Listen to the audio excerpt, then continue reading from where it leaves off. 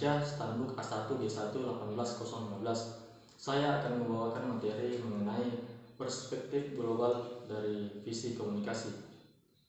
Sejalan dengan perkembangan zaman, kemajuan dan penggunaan transportasi dan komunikasi pun semakin maju.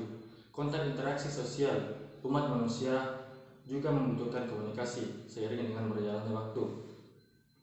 Makin lama, komunikasi ini tidak dapat lepas dari proses tatanan kehidupan manusia, karena komunikasi ini dapat menembus batas-batas ruang yang mempermudah aktivitas manusia dalam berkomunikasi.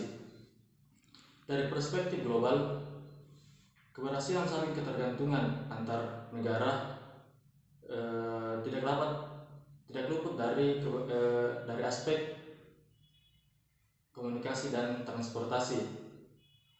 Informasi aktual tentang keadaan suatu kawasan atau suatu negara dapat diketahui dengan cepat melalui media komunikasi, contohnya Ismail, internet, telepon, dan media komunikasi lainnya.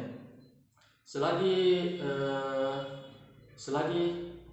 bumi masih terbentang dan proses tatanan kehidupan masih berlangsung di atas bumi ini, perkembangan komunikasi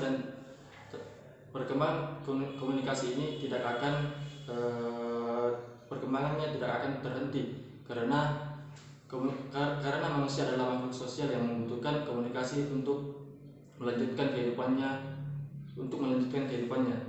Materi selanjutnya akan dibawakan oleh saudara saya.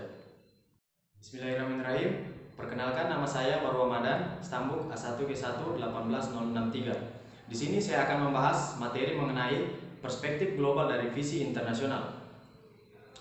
PBB merupakan suatu lembaga dunia yang memperhatikan segala aspek kehidupan umat manusia di negara-negara anggotanya.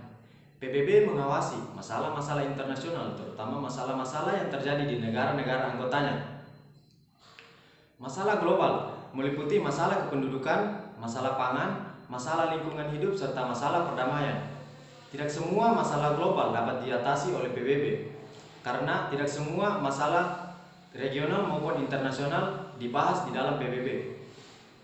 Di antara kelompok-kelompok independen yang membahas masalah mengenai masalah global yang dibahas di PBB, tidak semua dari mereka memiliki argumen yang sama. Terdapat perbedaan di antara mereka. Sebagai contoh, dapat dikemukakan masalah global mengenai pencemaran lingkungan hidup sebagai akibat dari pertumbuhan penduduk, pertanian, konsumsi sumber daya alam, dan industrialisasi. Kelompok Roma yang dipimpin oleh D.H. Meados 1972 berpendapat bahwa selama pertumbuhan penduduk, produksi pertanian, konsumsi industrialisasi, dan juga sumber daya alam tidak terkendalikan, maka pencemaran lingkungan hidup akan terus terjadi di bumi, serta pertumbuhan makhluk hidup tidak dapat melepaskan diri dari lingkungannya. Ada dari beberapa manusia yang tanpa mereka sadari mereka melakukan perbuatan terpuji, yang dimana perbuatan tidak terpuji mereka itu dapat mencemari lingkungan hidup. Sekian materi dari saya, mungkin materi selanjutnya akan dilanjutkan oleh saudara saya.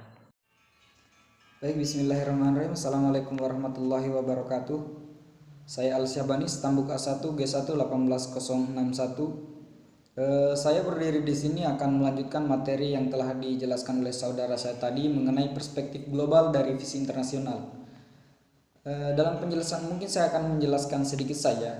Dalam buku Komisi Dunia untuk Lingkungan dan Pembangunan tahun 1988 menjelaskan bahwa kesejahteraan yang diperoleh oleh sebagian dunia acap kali genting.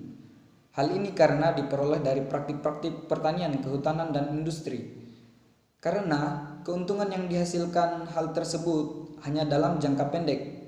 Nah, kini skala campur tangan kita dalam alam semakin meningkat, dan dampak fisik dari keputusan tersebut meluap melampaui batas-batas geografis negara.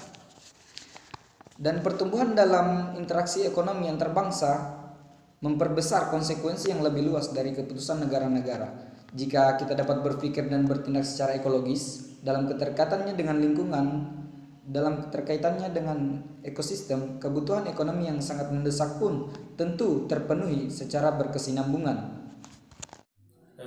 itulah materi dari kami. Kurang dan lebihnya mohon dimaafkan. Wabillahi taufiq wal hidayah. Assalamualaikum warahmatullahi wabarakatuh.